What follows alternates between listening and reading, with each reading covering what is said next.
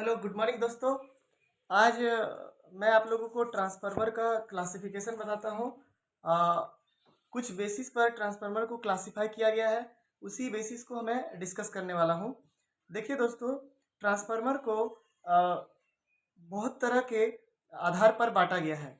On the basis of voltage output के हिसाब से ट्रांसफार्मर को दो भागों में बांटा गया है। Step up transformer, step down transformer. Step up transformer जो है उसे हम उच्चायक कहते हैं हिंदी से, और स्टेप डाउन ट्रांसफार्मर को अपचायक कहते हैं। इसके बाद वोल्टेज आउटपुट के बाद ट्रांसफार्मर को उसके कोर के हिसाब से बांटा गया है। देखिए दोस्तों, कोर क्या होता है? आपको ध्यान होगा कि ट्रांसफार्मर में कोर मतलब तार लपेटे रहते हैं, तो जिस पर तार लपेटे रहते हैं उसको हम लोग कोर कहते हैं। तो इस कोर के हिसाब से ट्रांसफार्मर को तीन भागों में बांटा गया है। एक शेल टाइप, एक कोर टाइप और एक बेरी टाइप। तीन टाइप से बांटा गया है अकॉर्डिंग टू द कोर, या on the basis of core बोल सकते हैं आप।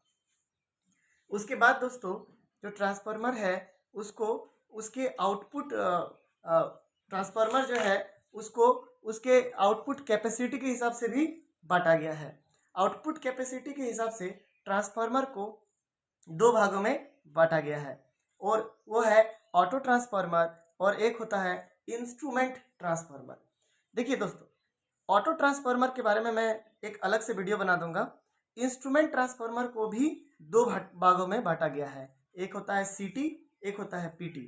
सीटी जिसे हम करंट ट्रांसफार्मर कहते हैं, और हिंदी से इसे धारा ट्रांसफार्मर कहते हैं।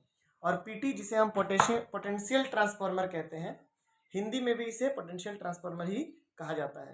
दोस्तों, मैं हिंदी इसलिए बताना चाहता हूँ क्योंकि बहुत बच्चे जो है हिंदी माध्यम से भी पढ़ता है, तो उसके लिए भी थोड़ा सा सुविधा हो, इसलिए मैं कुछ हिंदी में अनुवाद कर दे रहा हूँ। On the basis of output capacity मैंने बता दिया। उसके बाद मैं बताना चाहता हूँ कि on the basis of phases, phase के हिसाब से। फेज कहने का मतलब, जैसे हमारे घर में आते हैं जो करंट सप्लाई, वो सिंगल फेज होते हैं, और जो इंडस्ट्रीज में आते हैं वो थ्री फेज, उसमें थ्री गर्म तार होते हैं, और हमारे घर में सिर्फ सिंगल गर्म तार आते हैं, इसलिए इसे फेजेस कहा जाता है।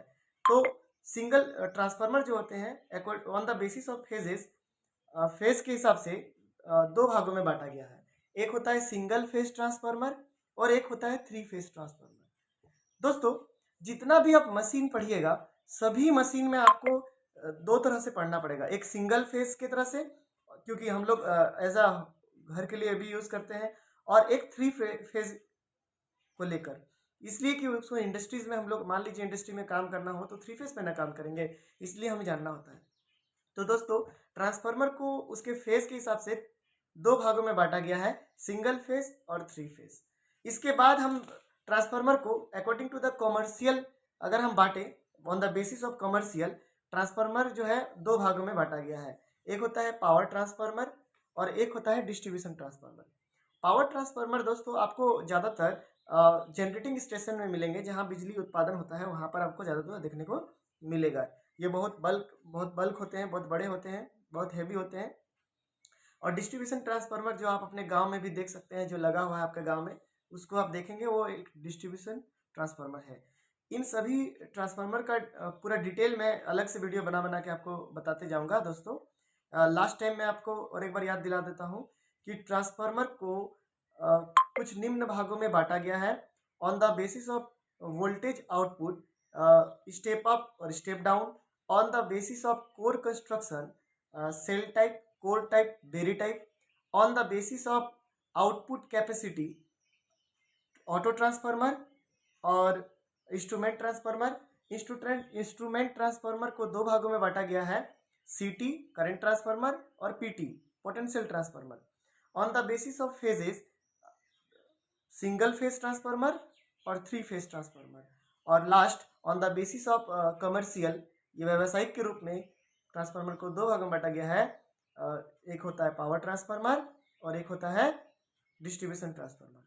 आगे की जानकारी के लिए मेरे साथ जुड़े रहिएगा दोस्तों। मेरे चैनल को दोस्त लोग तक पहुँचाइए, जितने भी इलेक्ट्रीशियन दोस्त हैं उनको पहुँचाइए, उनको मैं बेनिफिट पहुँचाऊँगा।